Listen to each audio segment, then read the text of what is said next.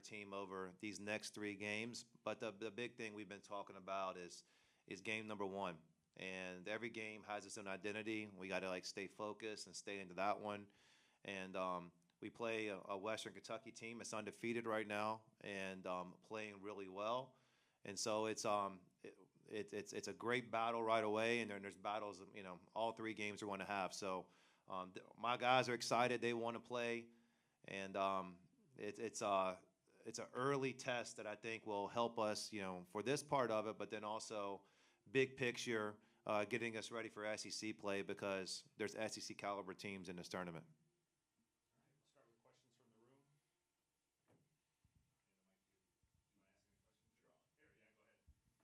Yeah, for any of you guys, have you shot the ball so well? What would have been some of the keys to the good start from 3? I would just say consistently just working out.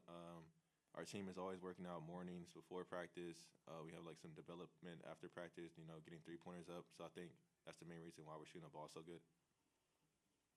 What about the unselfishness of this group? You guys have really made the extra pass. Maybe an extra 2 passes at times. For any of you guys, Jalen or Tyler, how's that come together in a short amount of time? It's amazing. I feel like our off-court chemistry kind of bleeds into that. We got a group of really unselfish guys that want to see each other win and do well. So I feel like that's really what's like kind of the main thing pushing that. A good chemistry too. It's a team of a lot of new guys. Of course, 3 key guys back from last year. How's that part developed so quickly to where this team looks like it's really focused and together when you guys are on the court? I think it goes off what Jalen said, the off the court stuff. When you care about your teammates off the court, I feel like it bleeds into on the court, and we just don't care like who scores the ball, stuff like that. So that's why we always make the extra passes and cheer for each other. All right, we've got a question on Zoom from Joey Dwyer. Joey, take yourself off mute and go ahead, please. Yeah, I guess for anybody, just how much do you feel like you guys will learn about what you have this year just based off playing in this setting? Yeah, I'll go first. Joey, nice place there. My parents' house. Yeah, you should be down here. Every game you learn something, but when you have these games like back to back to back, it's a ton of things you gain. Our team last year went down to Charleston, and just had a nail biter first game, but we'll get Nevada and learned so much, and then played great against Seton Hall, and actually took a loss in the third one, and that was probably the one we learned the most from. But I think we talk about growth and getting better. And the message I had to the team yesterday, we practiced in Nashville and about to come down here, is we're not close to how good we're going to be.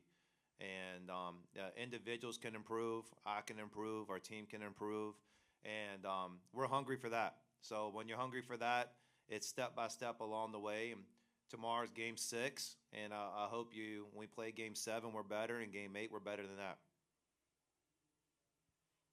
Okay, we got a question from Eli Landers. Go ahead, Eli. Hey, this is directed at Coach Byington, but anybody else can answer. Obviously, 3 games in 3 days is very intense. How is the team preparing conditioning-wise for this tournament? Yeah, I'll go first. I'm big on quotes and big on proverbs and things like that with the team, and they probably get sick of them, but there's always a message. And one of the things I said early on is, how do you eat an elephant? It's one bite at a time. So we're not worried about 3 games right now. We are deep. I think that'll help us, and maybe we change the rotation throughout, as like guys will play more minutes. But right now we're actually getting healthier, and and I know our guys are excited to play, but worrying about something that happens, 2 or 3 days from now, we're not going to worry about that. Like all our attention is on Western Kentucky. We're going to try to play the best we can against them, and then we'll play either South Florida or VCU. But that seems to me that's not in our peripheral right now. You guys want to answer that? Yeah, I would say just taking it day by day for sure. So we're resting our bodies the rest of this day in preparation for the next game for Western Kentucky. And that we're expending all our energy to win that game, and then we're gonna rest and recover and get ready for the next game as well. So we're just trying to take it day by day and not get too ahead of ourselves. Yeah. Any other questions for Go ahead. I guess directed at Coach, but for the other two as well. You guys are top 5 in Ken Palm in offense. I think 2 in Torvik. Did you imagine that it would come together this quickly offensively, and just what's gone into it happening so fast? I mean, yeah. I mean, this is the first time I really looked at like rankings and stuff like that. I even know they had rankings for like offense and all that other stuff, but no, I didn't know it was gonna come this quick. But I mean, us practicing and sharing the ball and how we shoot the ball. I mean, I would imagine that we would be up there. Yeah, and the big thing that it's a culture thing, and these guys have bought into it and they've seen the results is, we share the ball, and it's not even saying, all right, it's a different guy or a different night. The ball finds the right guy at the right time, and we have guys who can score and guys can make plays, but more so, I think we have guys who can make decisions and figure out, where the ball is supposed to be, and we emphasize certain things. Our spacing's been good. That helps with shooting, and some of these things really help along the way. But these guys have been coachable, and they do care about each other. Tyler just said that, and the off-the-court chemistry, I think, bleeds into sharing the ball and the offense and happy for each other, and everybody's going to have their time. But when we're focused on team success, everyone's going to get acknowledged. And I think right now, you're seeing different guys score, and it should be that way the entire year. But actually, I even think it should be better. I mean, averaging what we're going to average point-wise, that's kind of ridiculous. To say we're going to keep that, but the mentality and the philosophies we're going to keep those. All right, we have time for one more question from Chris Harris.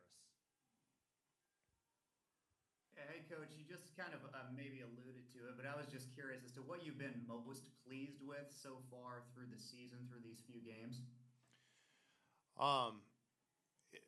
It's been the coachability of our guys, and really it's been right away since we started in June. And it's an example like this where these two guys beside me, and I got to correct some people sometimes, and they say, what is it like having these guys come off the bench? And I was like, well, to me, they're starters, and they're going to finish the game, and for them to be able to take that role and then be able to play, and if I'm drawing up a game winner, I might be drawing it for Tyler Harris, and so guys understanding team success and everything comes, and one of the things that we talked about, and a great example. I had a guy on my team, the most unselfish guy on my team last year, signed a 2-year deal with the Los Angeles Lakers, and Chris Magnon. And, everybody wants professional dreams and understands that. And there has to be some sort of sacrifice. I know people want to do more, but at the same time, they're happy for somebody else's success. And, that's unusual right now.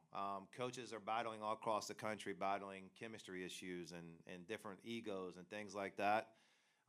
These guys want to win. They all want to be successful. They all want to do what they can do. But they've also got a small part of sacrifice and realize, hey, it's about the team and then me.